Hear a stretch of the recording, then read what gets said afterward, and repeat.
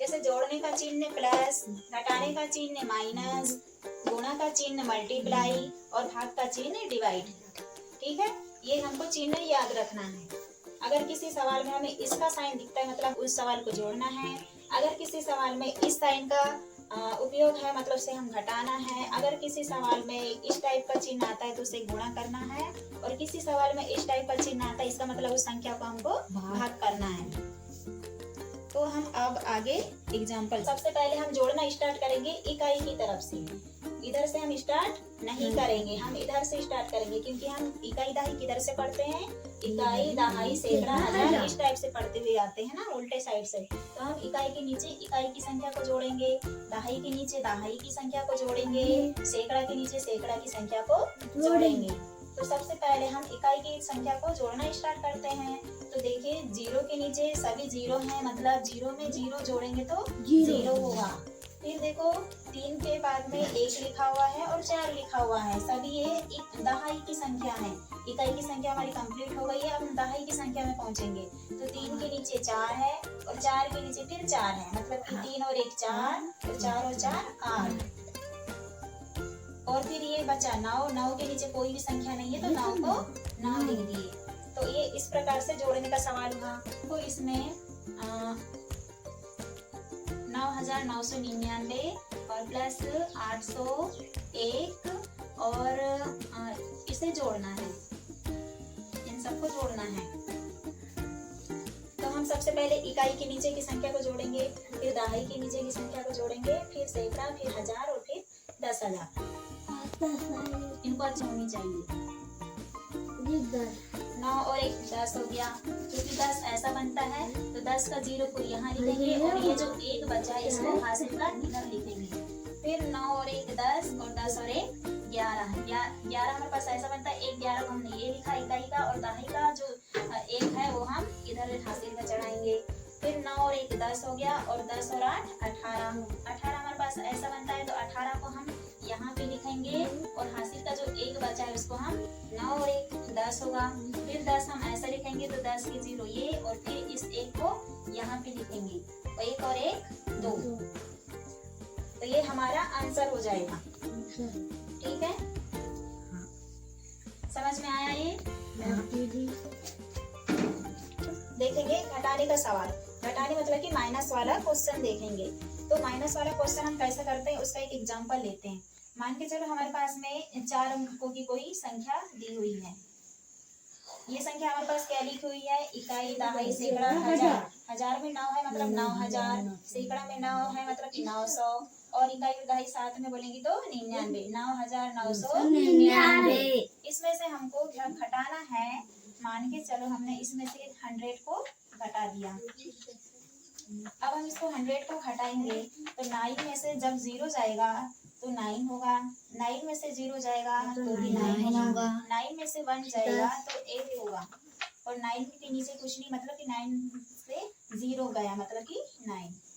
तो ये हमारा क्या हो जाएगा आंसर। दूसरा क्वेश्चन देखते हैं। ठीक है, एक क्वेश्चन हमारे पास दिया हुआ है, कितना दिया हुआ है, इकाई दहाई सैकड़ा हजार 10,000। 10,000 में क्या गिनेंगे, दोनों को साथ में लेते हैं, इसको बोलेंगे 10,000 है ना। 10,000 में से मान के चलो हमने घटा दिए 9,951 घटा दिए। ठीक है, इसे हम घटाते हैं। अब यहाँ पे 0 है, 0 में से हमको 1 घटाना है तो 1 तो घटेगा नहीं, तो हम यहाँ से 1 उधार लेंगे। क्योंकि ये भी 0 है, ये भी 0 है, ये भी 0 है, तो यहाँ से 1 उठ के सभी में जाते जाएगा। तो यहाँ से 1 को उठा के लाएंगे तो ये 10 हो जाएगा, 10 में से 1 गया तो 9, फिर यहाँ पे बच गया 9, 9 में से 5 गया तो 4, फिर यहाँ पे बचा 9, 9 में से 9 गया तो 0 और यहाँ पे है 9, 9 में से 9 गया तो 0 और ये से उठाकर इधर उधार ले लिए हैं और ये संख्या अब यहाँ से गायब हो चुकी है। ठीक है, समझ में आया? समझ में आया? हम जैसे 8 का गुणा हमने 4 में कर दिए, मतलब इसमें गुणा करना मतलब होता है पहाड़ा पढ़ना। इधर ध्यान दो, गुणा करना मतलब पहाड़ा। अनमोल इधर सामने आओ, इधर सामने आओ, इधर। गुणा करना मतलब होता है पहाड़े पढ़ना। जैसे 8 गुणा 4 मतलब 8 का पहाड़ा 4 बार पढ़ना है या 4 का पहाड़ा 8 बार पढ़ना है। इसमें दोनों तरफ राशि आप किसी का भी पहाड़ा पढ़ सकते हो। ठीक है, हम करके बताएं। करके बताओगे? आओ करो दीदी हम करेंगे। आओ करो, एक एक को बुलाऊंगी। ठीक है, वेरी गुड। तो हम इसमें गुणा में कैसा करते हैं, पहाड़े पढ़ते हैं, है ना। जो संख्या 4 का पहाड़ा हमको पढ़ना है तो कितने बार पढ़ेंगे, 8 का पढ़ेंगे। और यदि 8 का पहाड़ा पढ़ेंगे तो कितने बार पढ़ेंगे, 4 बार पढ़ेंगे। तो 8 चौके 32 या 4 आठे 32। दोनों का पहाड़ा चाहे किधर से भी पढ़ोगे संख्या यहाँ पे सेम आएगी। ठीक है, और एक एग्जाम्पल ले। अब हम दो अंकों वाली संख्या का गुणा करके देखते हैं। जैसे हमारे पास दिया है 88 गुणा 13। अब यहाँ पे 88 का पहाड़ा 13 बार पढ़ो या 13 का पहाड़ा 88 बार पढ़ो तो बहुत बड़ी संख्या है। तो हम इसमें कैसा करेंगे, एक एक संख्या से गुणा करके देखेंगे। तो 3 का पहाड़ा हम सबसे पहले इकाई में पढ़ेंगे, फिर दहाई में पढ़ेंगे, फिर दहाई का जो 1 का पहाड़ा है फिर इकाई में पढ़ेंगे और फिर दहाई में पढ़ेंगे। तो 3 का पहाड़ा इकाई में पढ़ेंगे, इकाई की संख्या हमारे पास 8 है। तो 3 अट्ठे 24। 3 अट्ठे क्या होता है, 24 या 8 3 24। 24 का 4 कहाँ पे लिखेंगे हम, इसके नीचे, और यहाँ से ये 2 बचा हुआ है। फिर 3 अट्ठे 24 और 24 और 2 26। फिर इकाई का काम हमारा पास हो चुका है तो इकाई के नीचे हमने कर दिए कट। ठीक है, अब हम करेंगे दहाई वाला काम। तो दहाई में क्या संख्या लिखी हुई है, 1। अब 1 का गुणा इसमें करेंगे और इसमें करेंगे, दोनों संख्या में।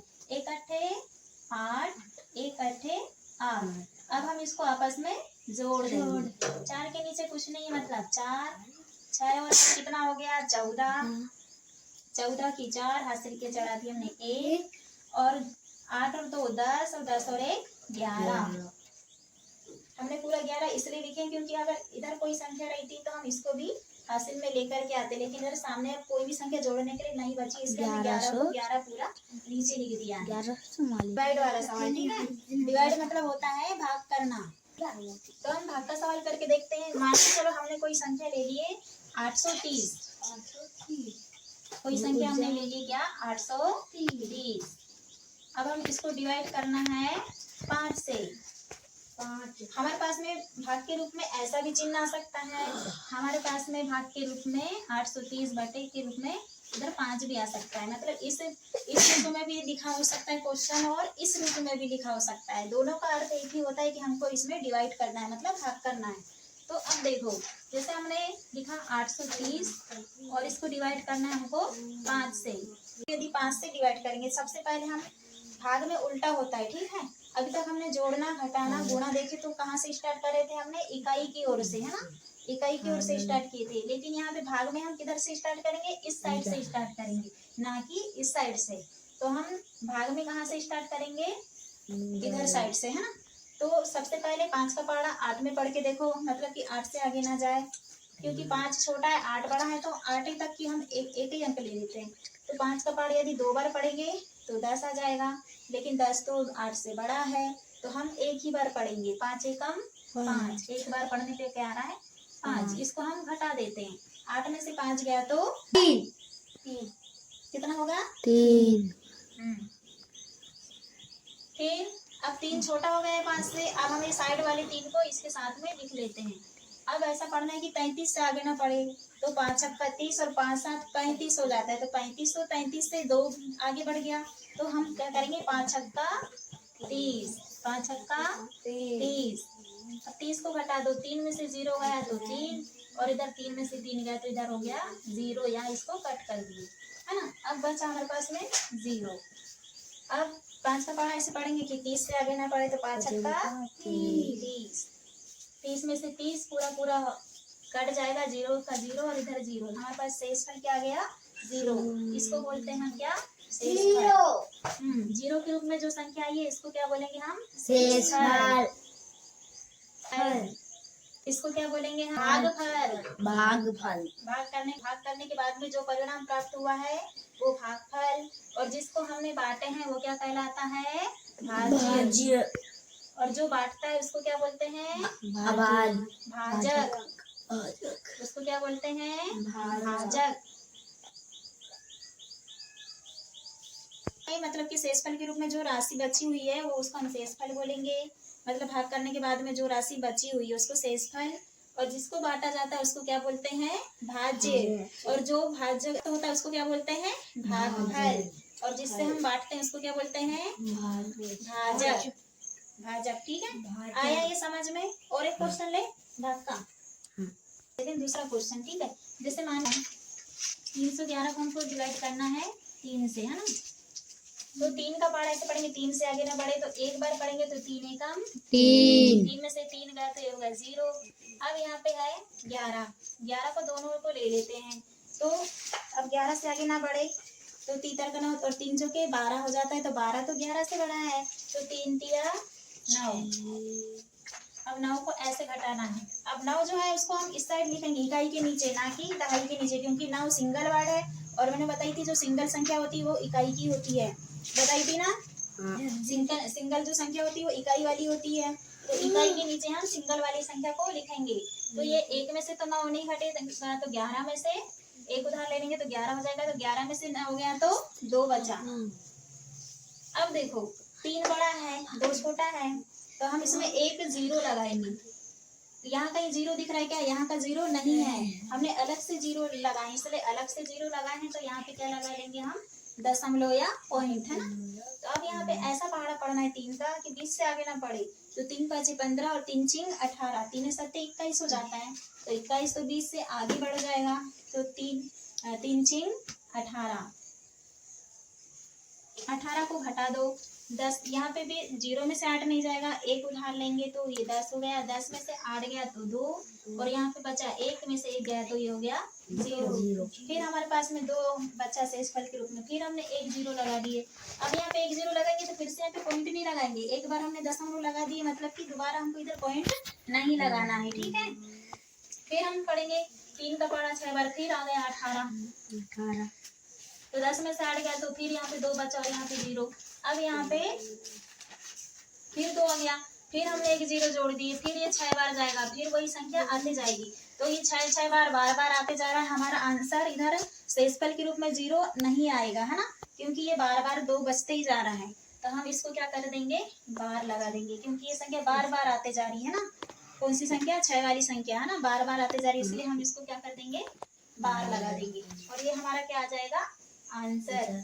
भागफल के रूप में ये क्या है हमारा? आंसर, भागफल। हाँ, और ये भाज्यफल। ये भाज्य, और ये भाजक। भाजक, और ये शेषफल। शेषफल। यहाँ पे शेषफल के रूप में क्या आएगा? 2, है ना, क्योंकि 0 लगाते जा रहे हैं ना हम अलग से, तो शेषफल 2 बच रहा है कि नहीं? तब तो हम 0 लगा के उसको वो 20 बन रहा है।